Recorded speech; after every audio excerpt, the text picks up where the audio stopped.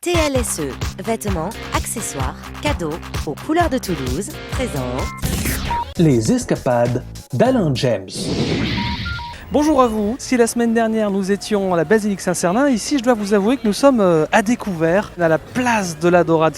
La place de la Dorade qui tire son nom des mosaïques dorées qu'on trouvait précisément dans l'église de la Dorade. Hélène Campler, bonjour. Bonjour. Vous êtes directrice de l'Office de tourisme de Toulouse. C'est une place qui est en bord de Garonne, puisqu'on parlait de la fameuse zone portuaire. Et vous allez nous parler de ce port qui était un grand port de Toulouse, finalement, du Moyen-Âge et jusqu'au XVIIIe siècle. En fait, ce qui s'est passé ici, c'est que la Garonne était quelque chose d'extrêmement important par rapport à l'activité économique. On avait quelques grands ports et c'était le principal parce qu'il était véritablement situé en centre-ville et on avait là principalement des bateaux qui partaient à la descente, c'est-à-dire vers Bordeaux. Donc on les chargeait, avec des denrées toulousaines. Alors quelles sont ces denrées toulousaines ? Alors les denrées toulousaines, elles étaient diverses et variées. Il y a eu bien sûr à l'âge d'or, c'est-à-dire au XVIe siècle, essentiellement les balles de pastel, qui partaient vers Bordeaux pour après alimenter un commerce international.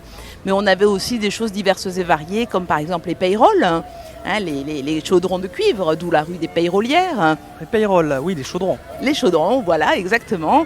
On avait aussi le pargamine, le parchemin, la rue Pargaminière n'est pas loin également. Donc on avait toute une activité, il faut vraiment imaginer une sorte de zone industrielle ici. Alors près de ces quais maintenant qui est devenu le paradis des promeneurs, ici en bord de Garonne, on retrouvait un certain nombre de métiers qui avaient besoin de l'eau à proximité directe de ces bords de Garonne. Oui, il y avait tous les métiers du cuir, par exemple. Il y avait tous les métiers de l'abattage également, les bouchers qui avaient besoin de cette eau. Tout ce qui était nettoyage, transformation du cuir et tout ce qui utilisait aussi la force motrice de l'eau, comme les moulins par exemple. On va évoquer à présent, on parlait d'un pont. Quel est ce pont dont on voit toujours des vestiges ici, en face de cette place toulousaine ? Oui, absolument. En fait, historiquement, c'est le plus ancien de Toulouse. C'est celui qui faisait la liaison entre le couvent et l'hôpital, qu'on appelait d'ailleurs l'hôpital du bout du pont. On ne pouvait pas se tromper sur la localisation. Et c'était pendant longtemps le seul lieu de passage entre la rive gauche et la rive droite. Et ce pont, il a eu différentes destinées. Il a souvent été mis à mal par les inondations.